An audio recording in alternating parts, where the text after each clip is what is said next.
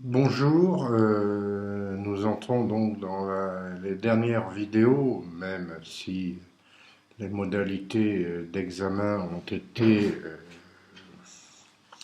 définies, enfin de contrôle des connaissances ont été définies et que je m'y suis rallié, en tout cas à celles adoptées par l'IAES et qui ne sont pas uniquement celles adoptées par d'autres instances. Et même s'il y a, au nom de l'école de droit de la Sorbonne, des recours juridiques. Mais bon. Donc, pour les étudiants qui ont envoyé leurs travaux, qui m'auront envoyé leurs travaux d'ici la fin du mois de mai, c'est-à-dire fiche de lecture et plan relativement détaillé de l'exposé, euh, tel qu'il avait été distribué dans les TD. Voilà, ça sera sur ces travaux que vous serez jugé dans une philosophie qui consiste quand même d'abord à vous saluer et à vous remercier d'avoir tenu bon dans ces moments, même si je ne sais pas, et si je n'en ai pas la compétence évidemment, si les jours difficiles que nous avons connus sont devant nous ou derrière nous, et en tout état de cause, même si le principe de précaution doit continuer à s'appliquer. Alors, ces vidéos, à quoi servent-elles dans ces conditions? Bon, d'abord, de façon très égoïste, elles me servent à être en paix avec moi-même et à dire que je n'ai pas volé exactement ce pourquoi la République me paye. Et plus sérieusement, elles servent à dire que pour ceux et celles qui le veulent, vous aurez des éléments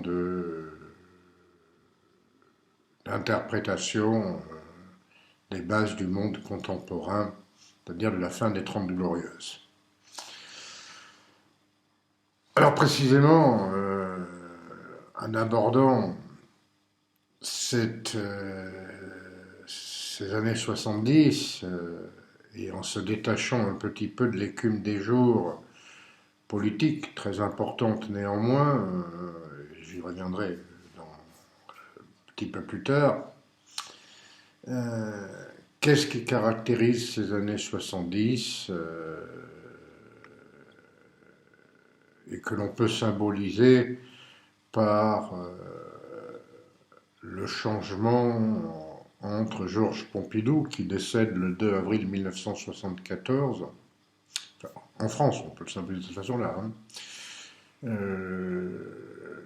et l'élection de son successeur, Valéry Giscard d'Estaing, élu président de la République à une très très très très courte majorité.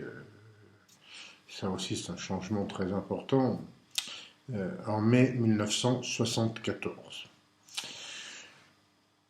Et là, il faut changer d'échelle et peut-être se replacer à une échelle macroéconomique mondiale, sans que l'on s'en rende compte. Les bases de la grande croissance des années 60, que l'on a symbolisée par la formule galvaudée et qui ne veut rien dire sur beaucoup de plans, mais enfin qui est symbolique, de 30 glorieuses, se trouve très fortement contestée. Comme d'ailleurs en mai 1968 avait été contesté le mode de vie fondé sur une société de consommation. Vous avez des symboles très très très très clairs, comme l'apparition des premiers hypermarchés, etc. Mais en fait, comment dire, on a quand même des grandes fragilités et la première zone de fracture dans cette grande croissance et dans ses conséquences, je ne parle même pas des inégalités sociales que j'ai évoquées, c'est quand même la crise structurelle du système monétaire. Celui-ci s'était reconstruit depuis la Seconde Guerre mondiale sur une règle très simple qui avait été adoptée à l'été 1944 à Bretton Woods, où entre parenthèses c'était Pierre Mendès France qui représentait la France. Et Pierre Mendès France a toujours été un homme de rigueur financière. Hein. C'est d'ailleurs pour ça que face à ce qu'il jugeait être une forme de croissance, d'attitude démagogique de la part du général de Gaulle et de son ministre de l'économie René Pleven, il avait démissionné de son poste de ministre des Finances dès 1945.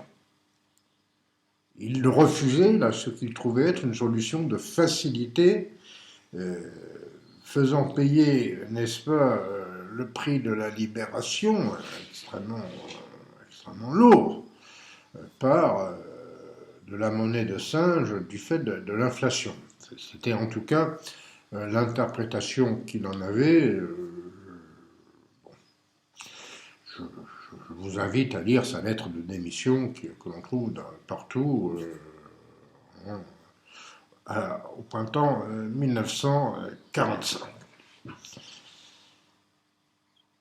Bretton Woods, c'était l'idée que pour éviter que les déséquilibres monétaires ne soient un vecteur de diffusion de la crise, comme ça avait été le cas dans les années 30, notamment lorsque les Américains avaient choisi de rapatrier massivement tous leurs capitaux placés en Europe, et notamment en Allemagne ou en Autriche, puisque c'était sur ces crédits américains que, par l'intermédiaire des plans Dawes et des plans Young, que 1924 et 1929, que les Allemands avaient pu faire face aux exigences de réparation du traité de Versailles. C'est tout ça l'origine, enfin, si on veut remonter un peu.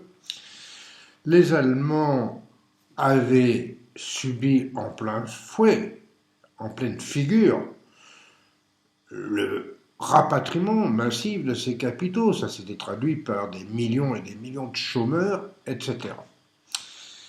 Des dévaluations, etc. Dans un système où ce qui gageait la monnaie, c'était l'étalon or. Voilà, système classique, basique. Et donc, pour faire face dans l'avenir, croyait-on, et éviter ce genre de dérapage, on avait décidé que le nouveau système monétaire serait gagé sur une monnaie référence, en l'occurrence le dollar, l'étalon dollar. C'est-à-dire que toutes les monnaies se définiraient par rapport à cet étalon-là, et que ce serait également, outre la monnaie des États-Unis, ce qui a son importance, nous le verrons, la monnaie des échanges internationaux.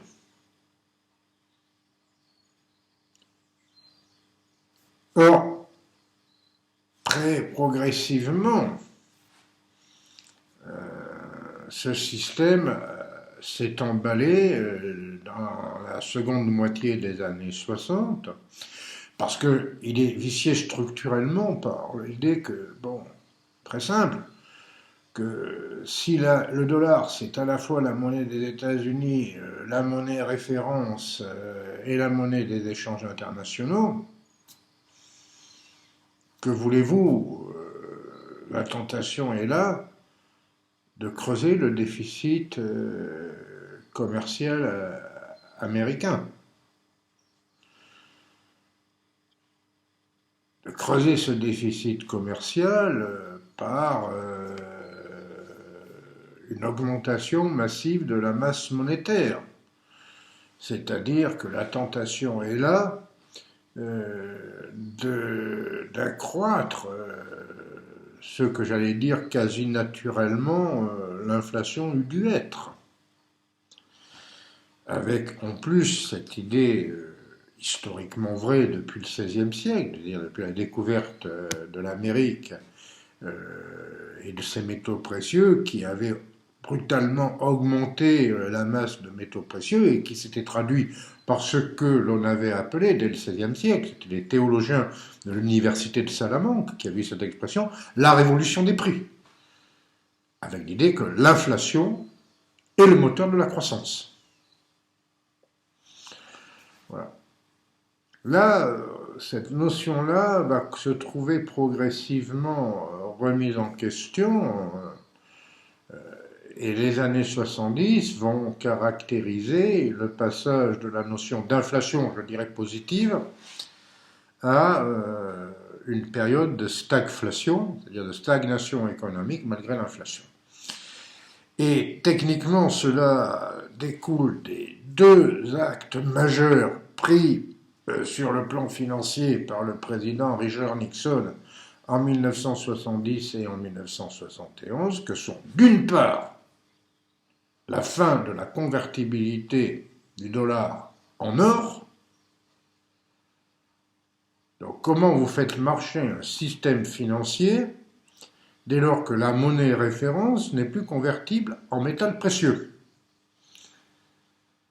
Ça signifie, et ça sera l'origine de dérapages perpétuels, par la création de systèmes soit de cours flottants de monnaie l'une par rapport à l'autre, très important pour nous Français et Européens, j'y reviendrai. Ça sera théorisé lors des accords de la Jamaïque par la fin de la parité fixe des monnaies.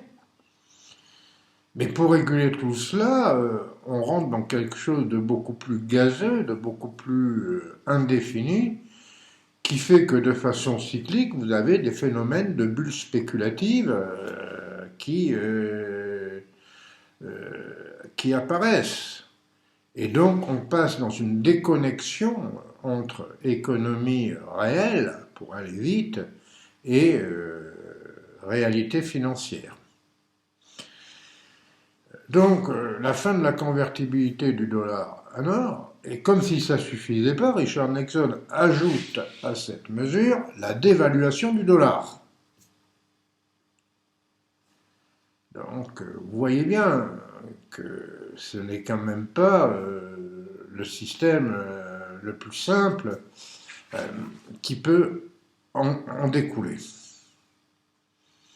Ça, c'est le premier élément. Ça entraîne des conséquences.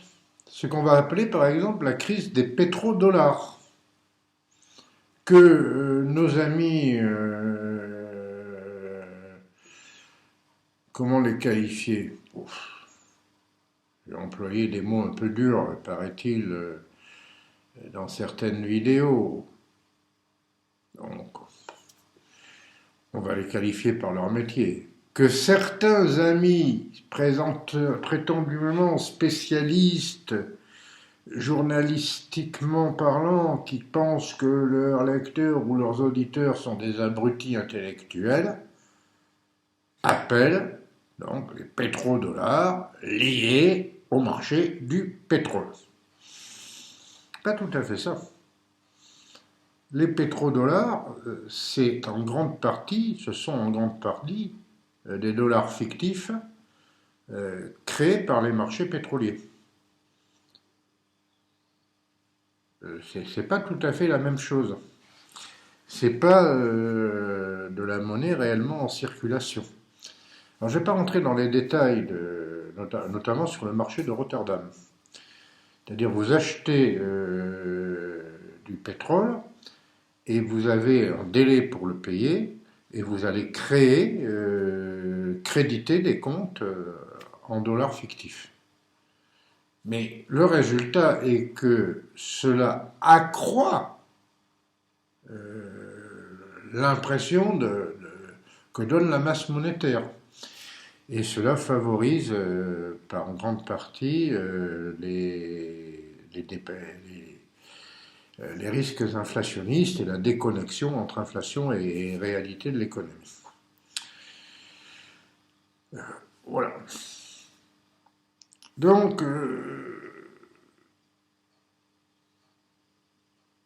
cette contradiction financière qui fait que le système qui avait tant bien que mal fonctionné dans un consensus de politique monétaire clair depuis Bretton Woods est totalement remis en question. Et deuxième élément de fond, dont on va faire l'élément déclencheur, alors qu'en fait il n'a pas énormément d'importance, mais symboliquement, on est passé massivement dans les années 60, c'était vrai avant, mais dans les années 60, c'est là où ça devient évident, à l'ère pétrolière. Or, ce pétrole qui était produit à très bon marché, ainsi que le gaz naturel, les produits dérivés, les hydrocarbures, ce pétrole qui est localisé soit en Union soviétique, soit au Proche-Orient, au Moyen-Orient, soit aux États-Unis. Cette production pétrolière mondiale, il y a des nouveaux producteurs aussi, un petit peu en Afrique, il y en a en Amérique latine, bon. Mais ce pétrole à très très bon marché va en fait être utilisé comme une arme géostratégique. C'est la décision prise en octobre 1973 par l'OPEP d'augmenter brutalement le prix du pétrole pour peut-être s'autofinancer, bon, toute chose étant recevable de ce point de vue-là, mais surtout pour sanctionner la politique des pays, en guillemets, développés, consommateurs, sanctionner leur politique internationale.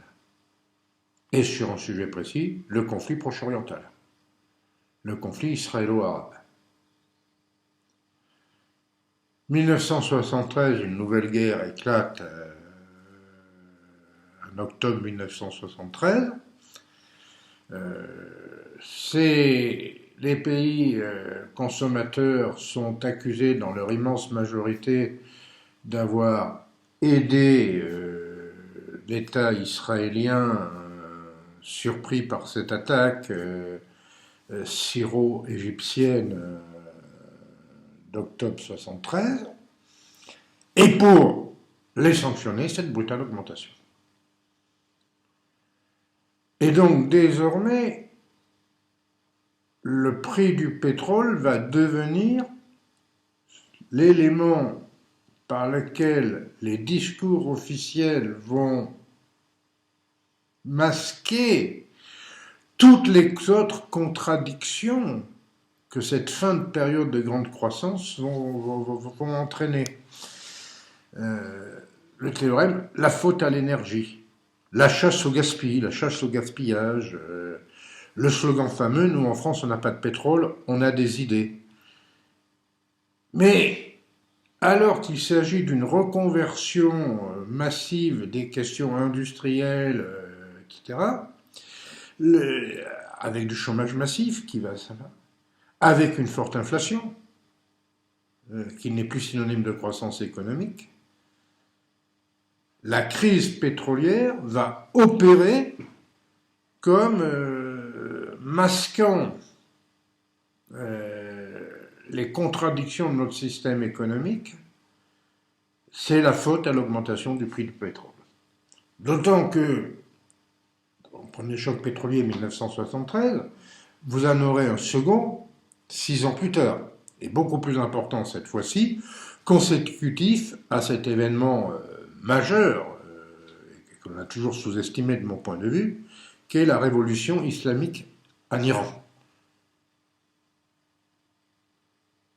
Voilà, si vous voulez, les deux changements majeurs, crise du système financier qui change totalement et qui devient une machine folle parce que n'ayant plus, n'est-ce pas, de référence sur laquelle s'appuyer, se fonder. Et le prétexte choisi du renchérissement du coût de l'énergie, alors que les contradictions du système productif sont tout à fait évidentes. Comment vous faites de la sidérurgie digne de ce nom? D'abord, vous la délocalisez, vous faites ce qu'on appelle de la sidérurgie sur l'eau. Et puis, à force de faire de la sidérurgie sur l'eau, à Fos-sur-Mer ou à Dunkerque, vous apercevez qu'il faut peut-être aller la faire à l'étranger. Excusez-moi, ça a une certaine importance dans ce qu'on appelle aujourd'hui la mondialisation. Comme si on avait découvert cette réalité que ces dernières années. Vous avez le choix du tout nucléaire pour assurer l'indépendance nationale, avec cette idée en plus que le nucléaire est une énergie qui ne pollue pas. Et que pourvu qu'on la maîtrise technologiquement parlant, en toute sûreté, bon, vous avez des choix stratégiques de modernisation avec le grand projet du train à grande vitesse, qui d'abord, au départ, devait être un train fonctionnant aux hydrocarbures, aux carburants fossiles, et qui précisément du fait de l'industrie, de l'augmentation du prix des produits pétroliers dont je viens de vous parler, va devenir quelque chose d'électrique. Et donc, pour faire fonctionner ça, il faut beaucoup d'électricité, que l'hydroélectricité ne suffit pas. Donc, quand vous n'avez pas de charbon et que vous ne pouvez pas, donc là encore, le choix nucléaire. Vous comprenez. Ça va entraîner des remises en question très importantes de l'aménagement de l'espace en France. La dialectique entre aménagement de l'espace et ce qu'on appelait alors, d'une expression un petit peu policée, le redéploiement industriel. Et qui fait que l'espace français, sociologiquement, a beaucoup changé au fur et à mesure que s'est développé un chômage relativement important. Alors aujourd'hui, on dit que le passage d'une base, en gros, entre 74 et 81, de 1 million à 2 millions de chômeurs. Voilà. Et alors que l'on changeait de monde, que ces données caractérisaient quelque chose de très profond dans la durée, cela a été interprété sur le moment comme une crise, un tunnel. L'expression nous allons arriver au bout du tunnel. Et pour arriver au bout du tunnel, une logique économique dominante qui était que il fallait lutter prioritairement contre l'inflation, qui ne remplissait plus son moteur de carburant de la croissance économique. Voilà ce qui caractérise, je vais à la serpe évidemment,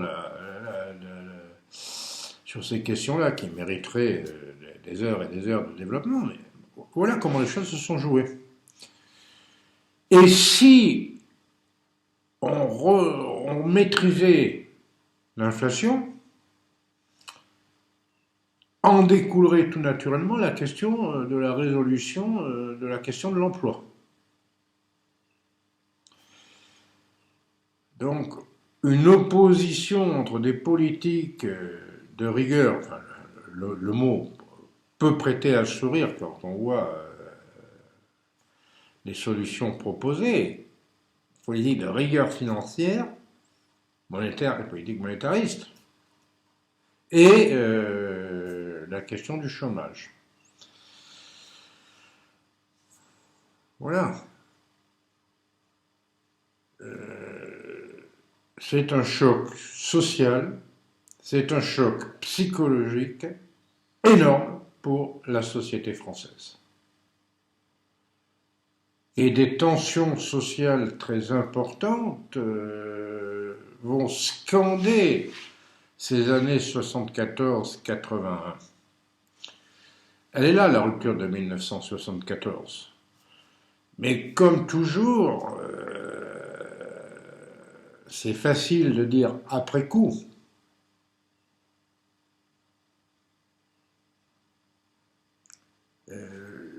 Je crois que psychologiquement, l'idée que cette grande croissance était donnée pour l'éternité avait marqué les générations de l'après-Seconde Guerre mondiale, des années 60 en tout cas, et que il fallait y revenir. Et donc le débat était comment on y revient. Et non pas comment on change radicalement.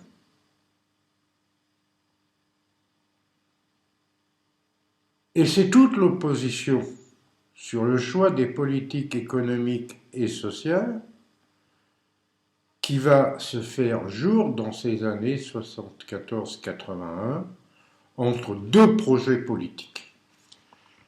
Le premier projet politique est celui du président élu en mai 74, Valéry Giscard d'Estaing, avec l'image de l'homme de la rationalité économique, de la connaissance économique, qui va assurer et rétablir les bases. Bon. Chacun est libre d'en penser ce qu'il veut. C'est en grande partie, de mon point de vue, une immense fiction, une grande illusion. Mais bon, pourquoi pas. Et le projet en face, dont on ne retient pour l'essentiel que le fait qu'il soit porté par une union de la gauche, parti communiste inclus. Et qui, après tout, a bien failli l'emporter en 1974, puisque son porte-parole, nous reviendrons sur les circonstances politiques dans la prochaine vidéo, François Mitterrand, a perdu le scrutin de 1974 à 0,3 points près.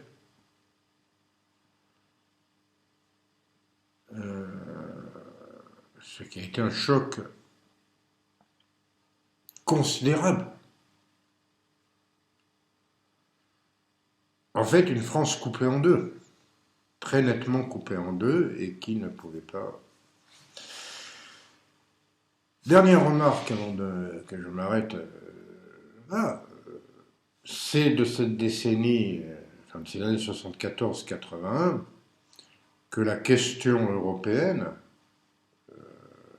par l'intermédiaire de la question monétaire, devient discriminante en France. Parce que, conséquence est de cette crise économique qui se traduit par un chômage massif, enfin pour l'époque, massif pour l'époque. Aujourd'hui, peut-être qu'on s'en satisferait très largement.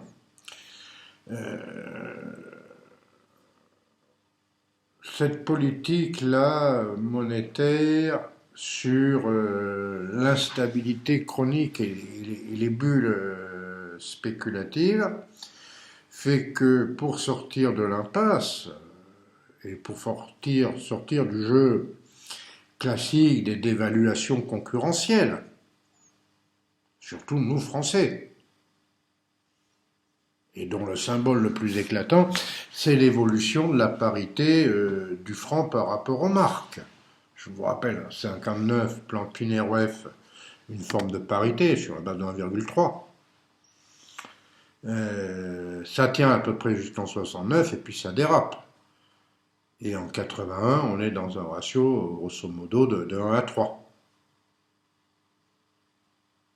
Malgré la mise en place d'un mécanisme de stabilisation, dans les années entre 1973 et 1980, au niveau européen, qui est de limiter, pour aller vite, les possibilités de variation des monnaies l'une par rapport à l'autre, à un seuil d'environ 4 à 5% entre elles. Bon, je préciserai ça si ça vous intéresse un petit peu une autre fois, en détail. Donc on peut appeler le serpent monétaire européen, puis le système monétaire européen. Il n'y avait pas d'autre façon de faire, par certains aspects d'ailleurs, dès lors qu'en 1976, les accords du front conclus au niveau du Fonds monétaire international, les accords dits de la Jamaïque, faisaient que l'on avait institutionnalisé un système de cours flottant des monnaies. Sur la longue durée, c'est la naissance de la problématique qui va réduire la construction européenne à une affaire financière avec la naissance de l'euro. Mais tout ça, c'est une autre histoire que d'ailleurs j'ai abordée dans un poly pour vos collègues sociologues. Donc, après tout, je pourrais vous le faire passer si ça vous amuse, pour votre culture. Hein. Voilà. Bien, je vous remercie de votre attention. Je reviendrai donc à l'analyse précise des enjeux géopolitiques en France